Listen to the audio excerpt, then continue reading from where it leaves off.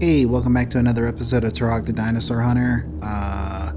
This will probably be the last episode, actually, because once we put the key in there and fall down this little well, we're in the last level. If you needed to collect any more ammunition or health or lives, you should do that from previous levels before you come in that hole, because I'm 95% positive that once you get into that hole, that's it. There's no going back. You can fight everything out here, and there's ammo and stuff out here, but I don't really suggest doing that unless you're just exploring, because there's nothing to get out there except ammo. Now we're dealing with Evo from Space Station Silicon Valley.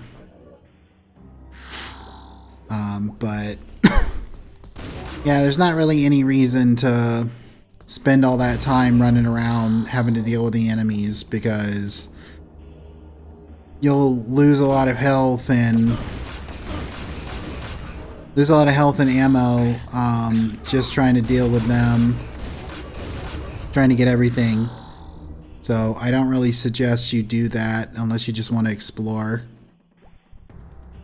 Which I probably should have said it earlier in the series, but I said it a few episodes ago. Like, I suggest, if you've never played the game before and you want to play it before ever watching a series of it, because, like, you know, it's nice to have that vibe of, like, exploration in the game. Because it's, you know, it's fun, but at the same time, you keep running into enemies like this, you know, and you'll get your face, like, beat in just trying to, like, explore, and then usually what you end up getting is, like, health and ammo when, you know, you wouldn't have really lost that health and ammo if you didn't run into them. I actually, even though I played this game a lot, and I mean a lot, damn it, I really have no clue how to navigate through this place, if I'm being honest.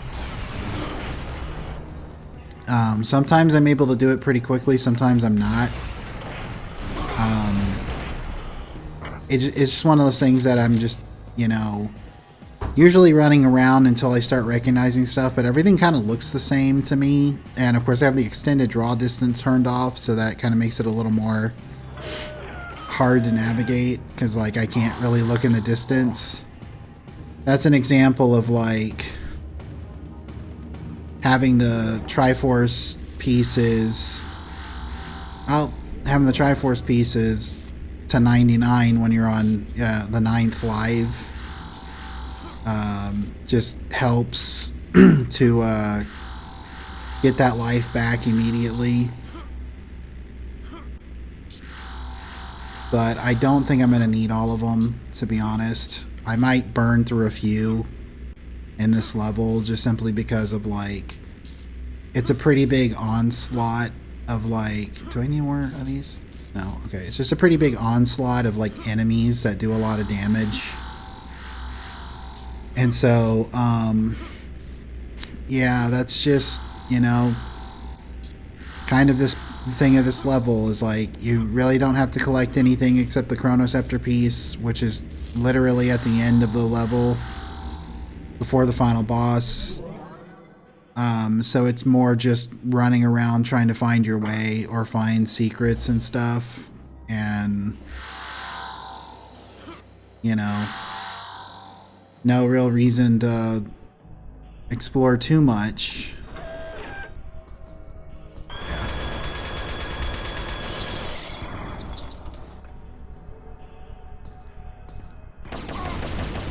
But, you know, do whatever you want with it. Like, that's the great thing about video games, right? Even though there's, like, I didn't need to go this way. Even though there was, like, an intended way to play a game, you can play them however you want. So if you can do it in the game, then great. even if it seems like it's cheating in the unintended way, if you can do it and use an exploit, that's great. Do whatever you want. It's not like it's illegal or anything. And if the worst thing you do is, you know, use an exploit of a game to make it easier for yourself, like, that's really not the worst thing you can do in life, you know what I mean? Oh god, I thought that robot was still alive there for a second.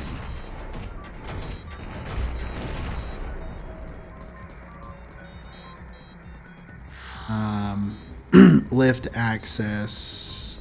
I know we want to go to lifts. I don't know if this is the right one though. I think, if I'm not mistaken, no matter where you really go, you end up getting funneled where you need to go, so it's not really that bad, like a big of a deal.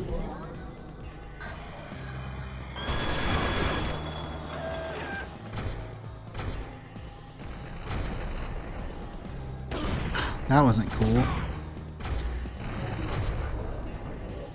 You know, I just realized that the grenade launcher in this game, the way it fires the grenades, kind of reminds me of the grenade egg from Banjo-Tooie.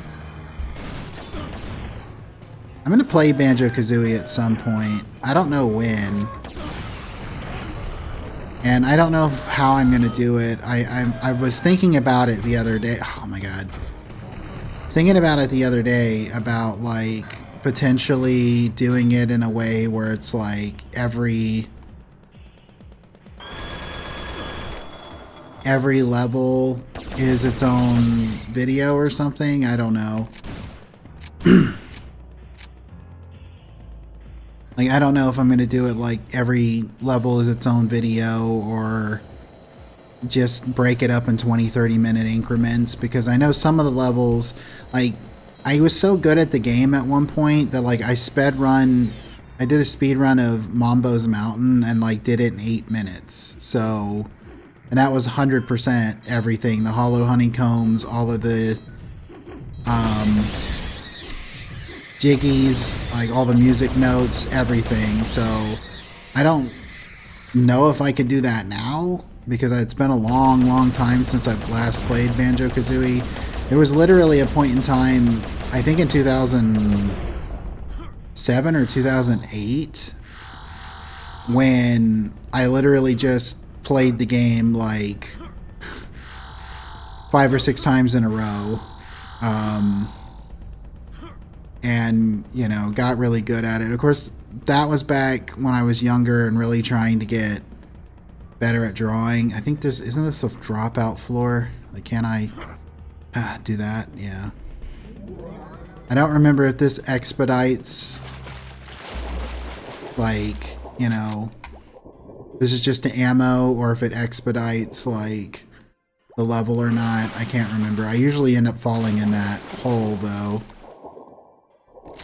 But that was back when I was, like, you know, had a dream of trying to get good enough at art, you know, I was like in my end of my teens and stuff like that, trying to get good enough at art to try and make a career out of it.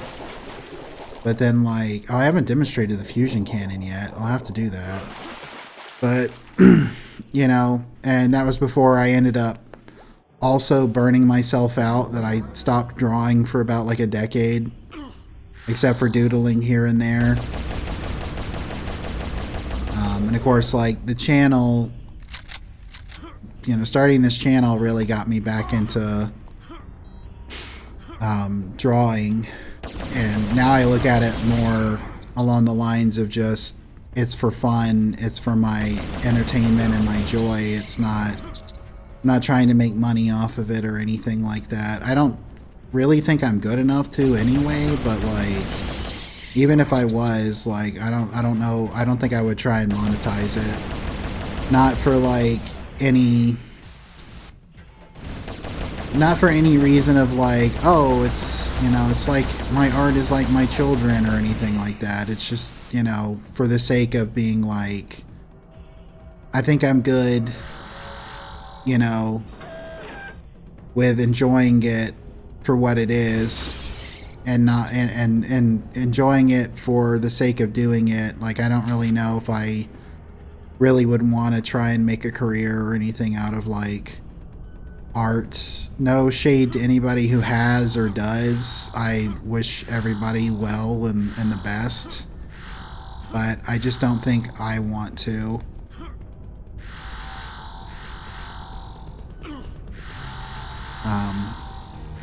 I quite enjoy doing what I do for the channel, and you know, I'm having a good time doing it, and I don't know if I would, and you know, if I ever monetize the channel, I have no intention of doing it, but if I ever did, it would probably be because of maybe I could get a little, like maybe like $100 or something here or there, just for like a little spending money that would literally just be used to reinvest in the channel. But I have no intention of that. Even if I ever gain the ability to monetize, I don't really feel compelled to turn it on. But you know, you never know what, you know, never say never, because really you don't know what's gonna happen, and you never know how things go about. But like I said, I don't have any intention at this point in time of like monetizing my stuff or anything like that, because it's just for fun for me. But yeah, I think we're about to end off on that, because I don't know how interesting that is to other people. I could sit here and literally yap about that all day. But if I'm not mistaken, I think we're actually about like halfway through this level. I don't think there's a whole lot left. And there's not really a reason to come over here and take out these purlins, I don't think. I think there's a hidden doorway there. Because I think the doorway was back here. This is where we want to go.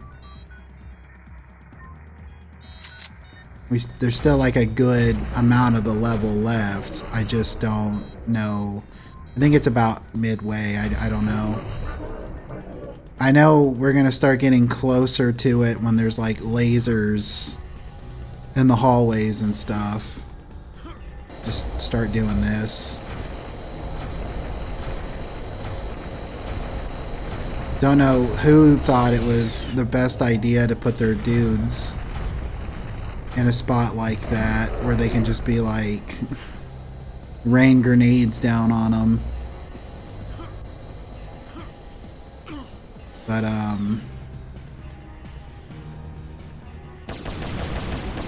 yeah, so there's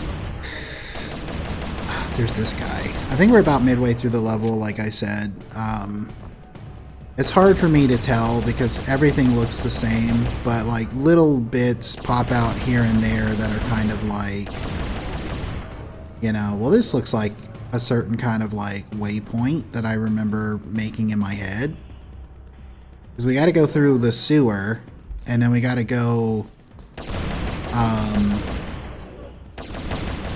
through the sewer, and then we got to go through some like lifts and stuff. Like fans are going to start blowing us upwards, and this is not the way to go, but there should be some ammo and stuff over here.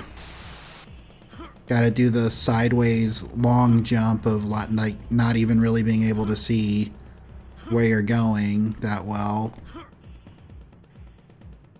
I'm not gonna get, like, I'm not gonna need any of this, am I? Oh, well, look at that, grenades.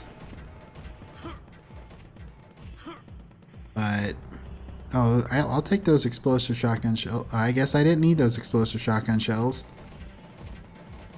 But, yeah, I mean,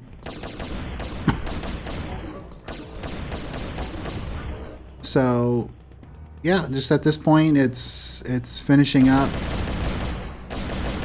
the game, which is just going through here and doing the boss fight. And I think I'm gonna probably save the game and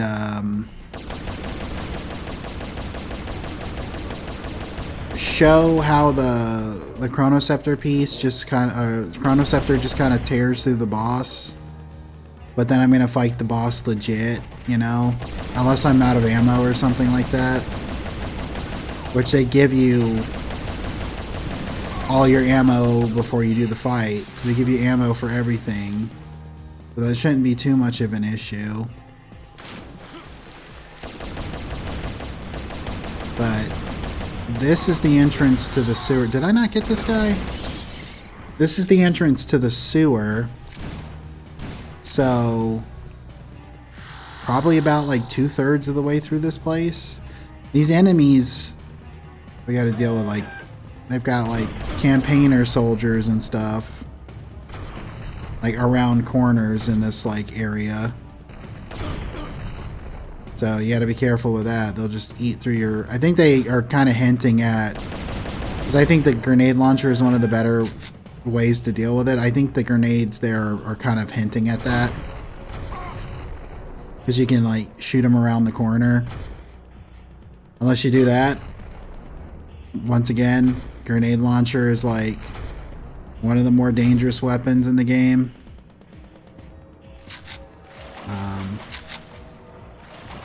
I remember correctly, the sewer water slows you down. But there's enemies in here. Those enemies, like, don't even bother with them. They're bullet sponges. They can't really do anything to you if you just kind of jump your way through. You want to go left immediately, and that's it. The rest is kind of a maze and takes you to different spots, if I remember correctly. But those enemies, there are enemies in Star Fox Adventures, which I'm going to play that game eventually. I haven't played it in a long time. I love that game. But there are enemies in Star Fox Adventures that literally look like those guys. Like, they don't literally in the sense of like a copy, but like, you know, their basic design looks like those guys. I'm going to come over here, trust the Triforce pieces. I don't know who took that guy out, but like, you can do this whole run around over there to eventually come back, but like, this is the way forward. Here are the lasers. They will tear through your health, so you need to be ultra careful with those. If you fall here, you'll fall into some lava. You can get back up, but you know, you got to deal with the whole lava issue. God, this weapon sucks. I mean, it looks cool, but I'm pretty sure the regular plasma rifle does more, like, does better against them. I think they're going to be kind of hiding around the corners. You're going to be dealing with a lot of, like, the campaigner soldiers now, because we're getting close to the end. So it's kind of like, you know, some of the best troops are there to, like, be dealt, you know, to deal with. Getting really lucky jumping over those. I usually keep falling, like, will fall down. But here's the fan, the start of one of the fan parts that I was talking about, where you gotta, like, fly up in the fan to get up top and stuff.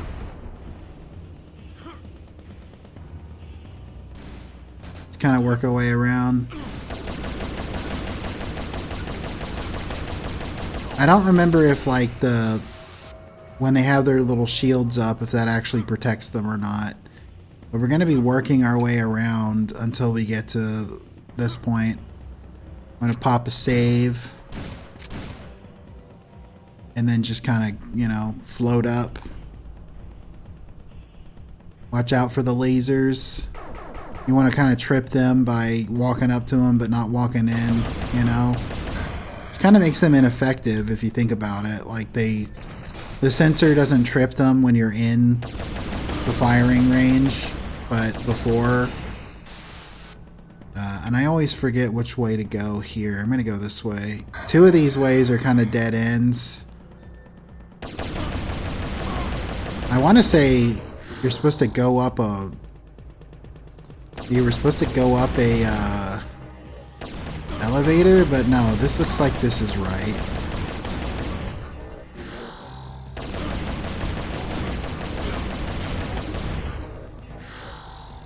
If I remember correctly, I didn't read the Turok comics that the game was based off of, but I did read the plot of it, and it's like the campaigner is like just a random dude, or like a dude who lives in the Lost Lands, and was like decided one day he wanted to challenge Turok, who is, and this one is Talset, wanted to challenge Talset to like to get the title of Turok, because the title of Turok makes you the protector of the Lost Lands, and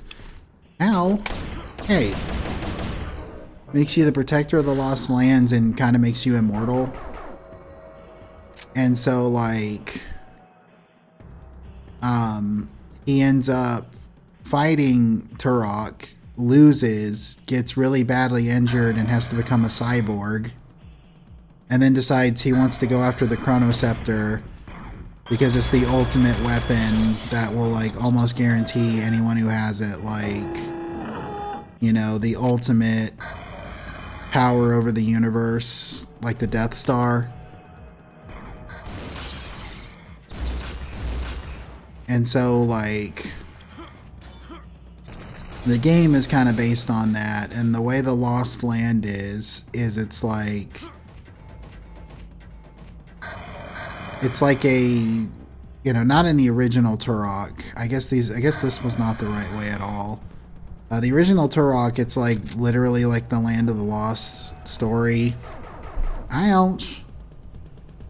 Where Turok and his younger brother are like, they go through a cave. No, this is supposed to be the right way. What the heck? They go through a cave and they end up like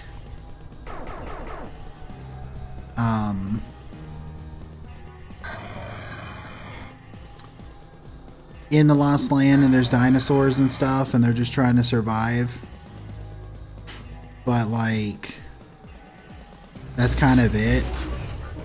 And then they have to deal with, you know, dinosaurs, and they have to deal with like Neanderthals and stuff.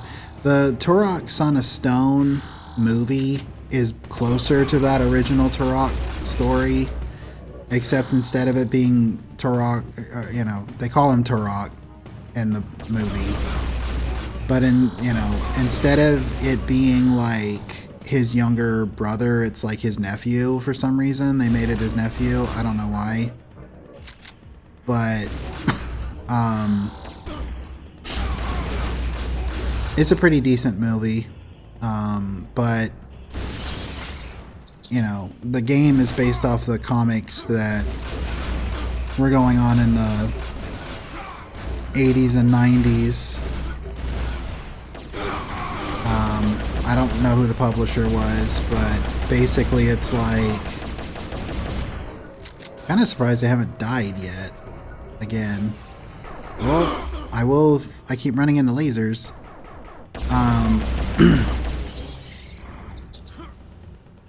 If I remember correctly, you just want to go up to the top one.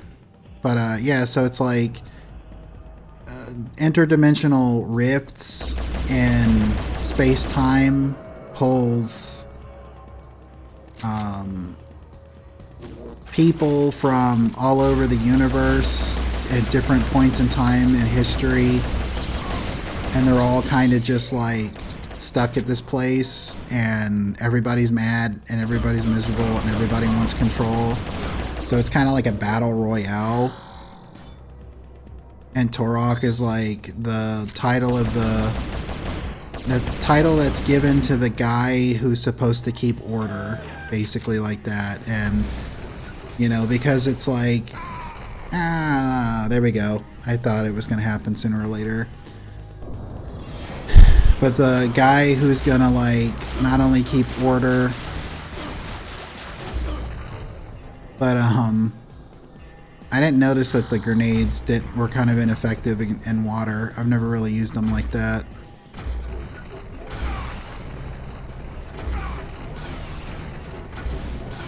But,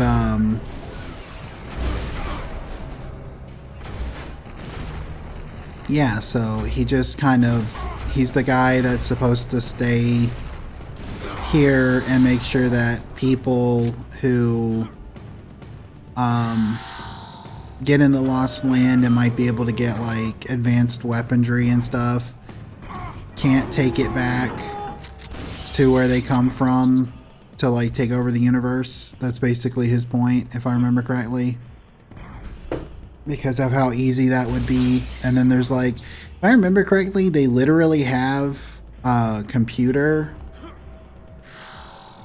Like, I remember reading there being, like, a computer that was, like, this super intelligent AI that's, like, also trying to get, like, world domination. And if I remember correctly, it was called Mother Brain or something like that. Or it may have just been named Mother after the one in Alien, but I want to say it was named Mother Brain, which was kind of like, wow, like, which one did it first? Metroid or Turok? Which one fell off the cliff first, Metroid or Turok? I've got the lives to spare. I'm not too upset about it. I don't think I'm in a game over, which does happen when you run out of lives. And you have to go back to your last save, and then you have to try and get more lives, which is kind of one of the things about, like I was saying, about trying to maintain I don't think those are very effective against these guys. Trying to maintain your... Try not to fall in that hole, by the way, because it's a death trap. A literal death trap. Because there's spikes and stuff in there. I think it's this way. I don't remember. But, like, yeah. So, yeah, it's this one. Because you've got, like, these guys. And this is not the final boss. This is the fight with the final boss's pet. Tyrannosaurus Rex. Thunder. Thunder, I think, is actually harder, in my opinion, than the final boss, because he just gets right up in your grill. And, of course, the more you fight him, like, just like with the final boss, like, parts will start blowing off of him after you do so much damage. Don't attack him at that point, because it does nothing. But... sure, let's use this.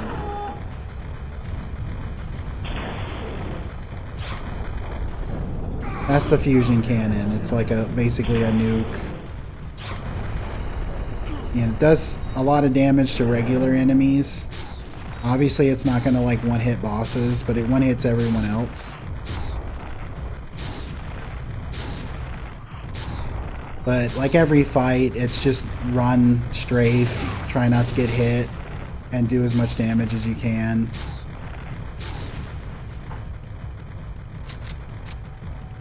What do I got? Got that. Got an energy cell. Got a grenade launcher.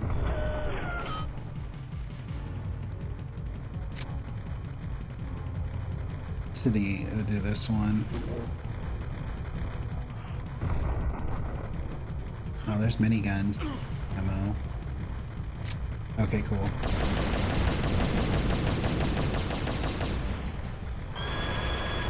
Minigun just whittles right through these bosses.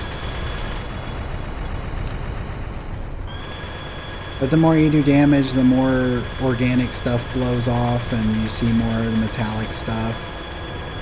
Starts to look like Jurassic Park toys from the 90s, where it's like You know, you get like the Stegosaurus and the Tyrannosaurus, and like Tyrannosaurus can like bite a chunk out of the Stegosaurus, and you just see like rib cage and stuff. They don't make toys like they used to. Get T-wrecked.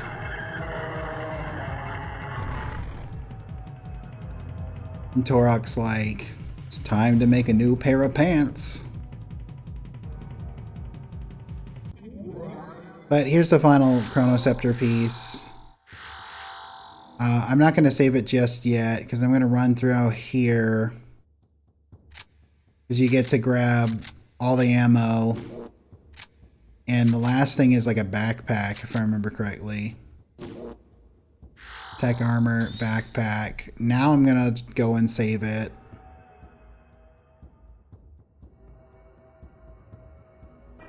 Just wanted to grab all that so I don't have to do it all again.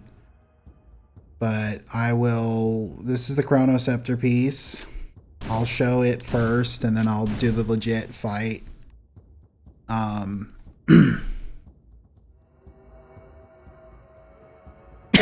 Gotta run back through this dark corridor.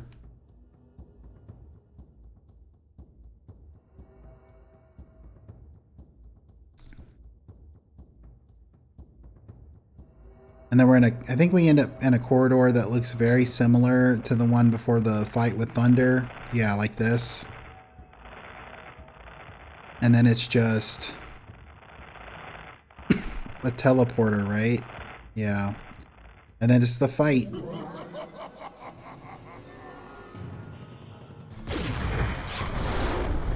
That's the first hit.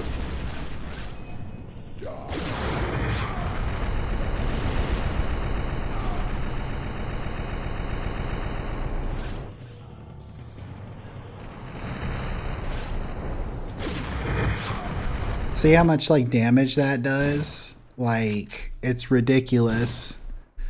But I'm gonna fight him for real, and I'm gonna, you know, not use that just because like it's a little less anticlimactic. Maybe I'll use it for the final hit, but like it's a little less anticlimactic if I just use the Chronoscepter, I think. So let's actually do like a fight.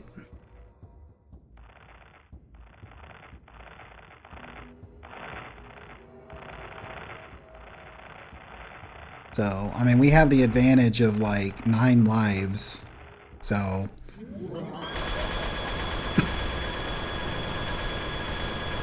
just like every boss, you know, I think if I remember correctly, he gets a lot easier the longer you fight, because like the more parts that you, I say the longer you fight, the more damage you do to him, he becomes like a bit easier. He's got a, that means he's got a force field on that you can't do any damage until it's gone.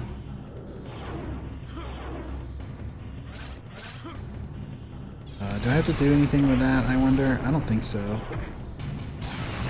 Yeah, so you can't really do any damage until either he loses that or I have to do something. I can't remember exactly what it is. I thought I had to shoot something.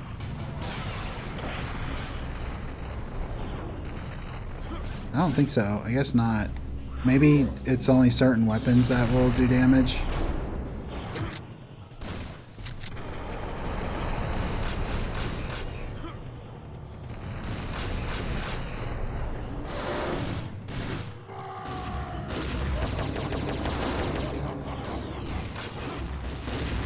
When he jumps, he lands right on top of you. I think the force field is to keep you from using a lot of heavier weaponry or something. Maybe you have to do damage to the force field.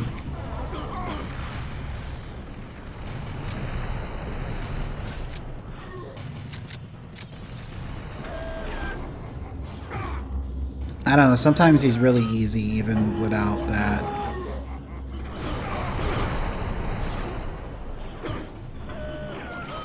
Did he take my gun away?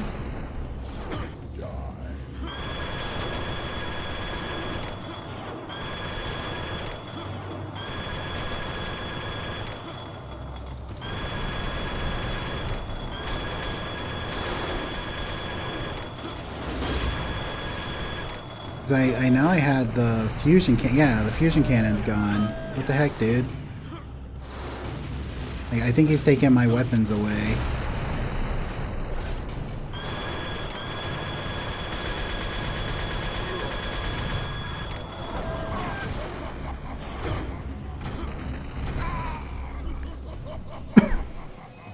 And of course, if you die, you get this little animation.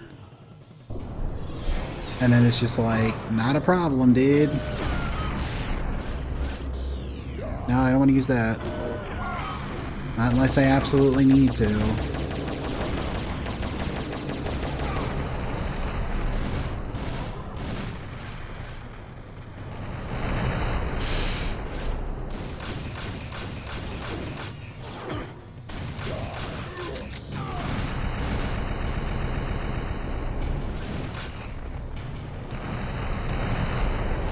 Just gotta keep moving.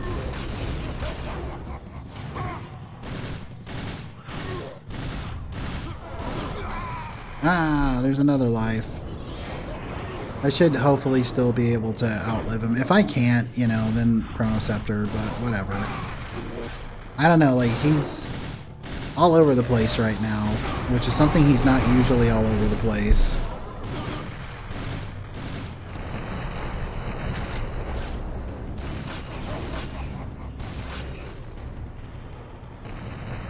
Just gotta keep away from him, I guess.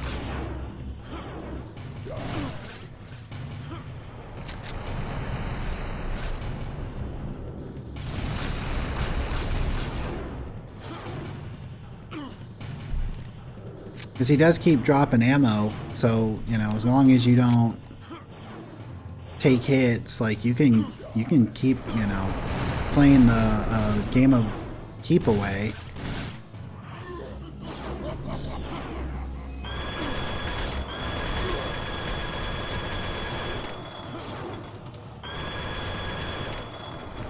Gonna come down to my favorite weapon, I guess. MVP of the game, the minigun. It gets slower the more damage you do. The more parts you blow off, it gets a little bit slower. I don't know if that's as noticeable. I'm pretty sure at one point he just starts limping.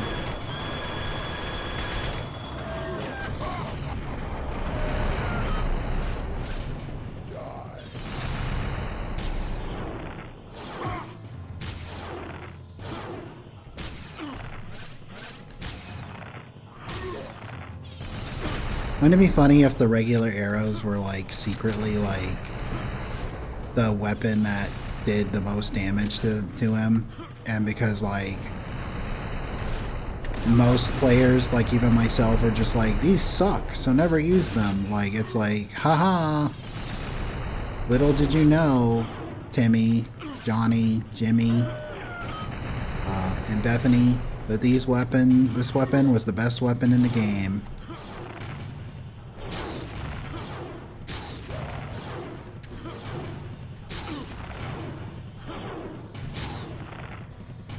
I will say that him jumping and knocking me out of the way is really obnoxious. How long can I survive on this one hit, I wonder? I guess about that long. I've got like 5 lives. I should be able to do this. Hopefully. I basically said the words. Basically.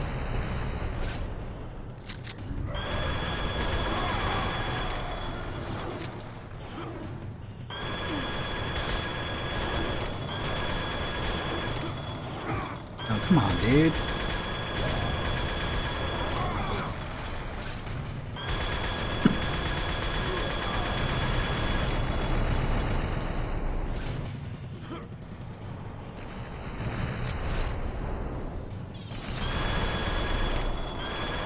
See, isn't this where he just starts teleporting because he can't really walk? You see how he's limping? He becomes like, once you get to a certain point, he becomes super easy.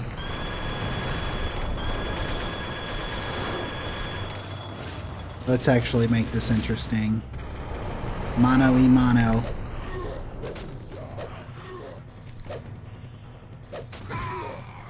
Oh, he got me. Luckily, I have lives on my side. Got him.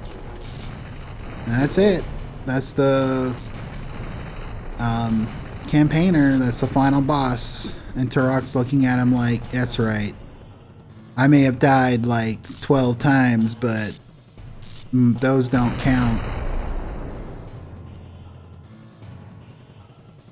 And then like the ending is just Turok being proud of himself, like, I did this.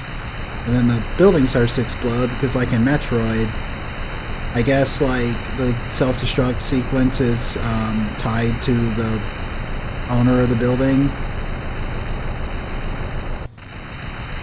And Turok starts running away. He's like, I gotta find a way out.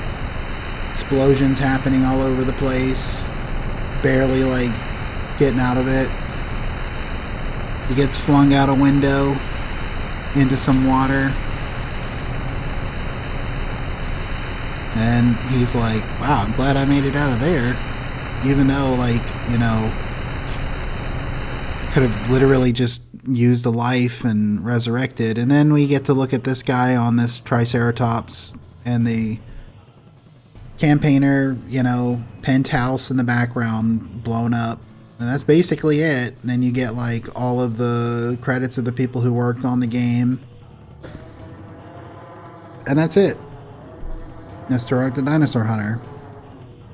Like I said, and showed, you can go through it pretty quickly if you just go and get what you need to get. But the levels are actually a lot bigger than I showed because, like I said, just went and got what I needed to get. So, yeah. Not much else to say other than, like, you know, I really, like I said, this is one of my favorite first-person shooters. I feel like it gets a lot of things right. I probably will play Turok 2 eventually, I just don't know when. And I kind of have an idea of what I'm going to do for my next game. As usual, I'm not going to say what it is, but I think it's going to be fun, or I think it's going to be good. I love the game and the series it's a part of, so of course I'm going to think it's going to be fun, but I just mean, like, I think it's going to be a fun time to do. But I will leave that there because I don't want to end up spoiling what I'm going to do. So I'll keep my, you know, I'll keep silent on that. But yeah, so yeah, like I said, there wasn't really a whole lot to say about the game by the time you get to the end because like everything that could be said is basically said. But I think it's a great game. I think it's worth playing. I think it's fun. If you watched it and thought it looked like a good time, then I encourage you to get it and play it. You don't have to, but like it's pretty fun, I think.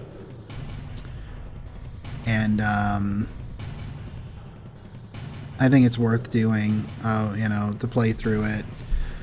Even if you, let's say you had the Switch Online and the N64 one, like just playing it like that, even though the controls are not very great. Although what I will say is don't attempt to do it on any controller other than the N64 controller that they made for the Switch, because like the way the controller is set up, it's impossible to play, literally impossible to play. And I don't think you can rebind the keys or rebind the buttons, so you're kind of SOL, if you know what I mean. But yeah, I'm sure there are other first-person shooters. Like, I really like the first Borderlands. For me, Borderlands, I don't care about the story. It's just running around, like, doing stuff that's great about it. But the first Borderlands is probably a close second. I don't have a copy of it. I've been meaning to get a copy of it back. I used to have it. Robotech Invasion was a really good first-person shooter. It's a first-person and third-person shooter.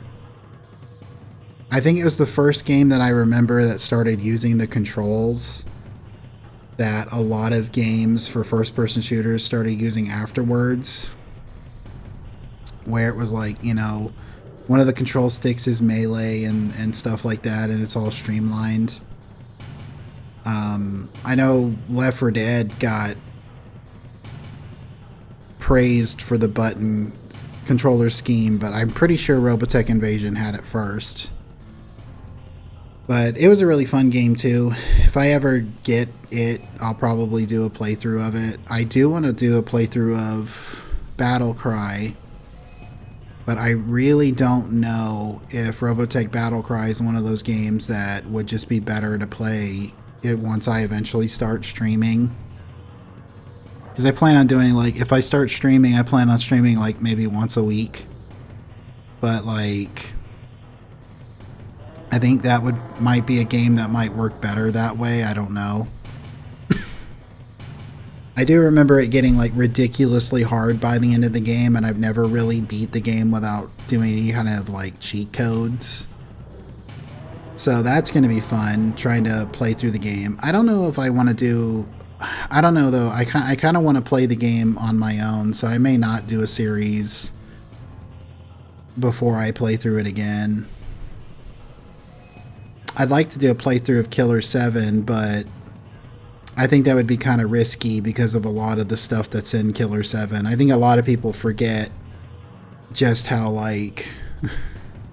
crazy Killer 7 gets with a lot of the stuff that's like potentially against terms of service. So I'd like to do it, but it's kind of like Zelda 2. I don't know if I'd get in trouble for doing it, so I might as well not. I've been seriously debating about if I plan on ever doing like another role-playing game. Like, I'd like to play Pokemon Gold eventually. But like, and I liked doing Pokemon Red. It's just that like, it definitely would probably have to be one of those things where it's like I have 2 series going on at a time. And I've kind of expressed in the past why I don't like doing that. Is because of like, everything lasts twice as long, I feel. And a series like this that's like, what is it, 8 episodes? 8 episodes at my current, you know, one series at a time. I upload 4 videos a week. That's like 2 weeks. But that 2 weeks turns into a month. And it's like when you're having to do more than one. And I kind of like shorter games like this to not be sticking around longer than they need to be. I don't know. I'll have to figure it out. There's so many games, realistically speaking, that even if I ran out of all of the games that I have and I started doing role-playing games, like, there's so many games in the world that, like, I don't know how long I'm going to do this for, but if I do this, let's say another 4 or 5 years, I don't think I'm going to have to worry about running out of games, you know what I mean? So, there's that. But, yeah, I'm going to stop yapping now because the credits are done with. I appreciate you watching. If you watched the entirety of the series as well as getting to this point in the video, I really, really appreciate it, and I hope you have a great rest of your day.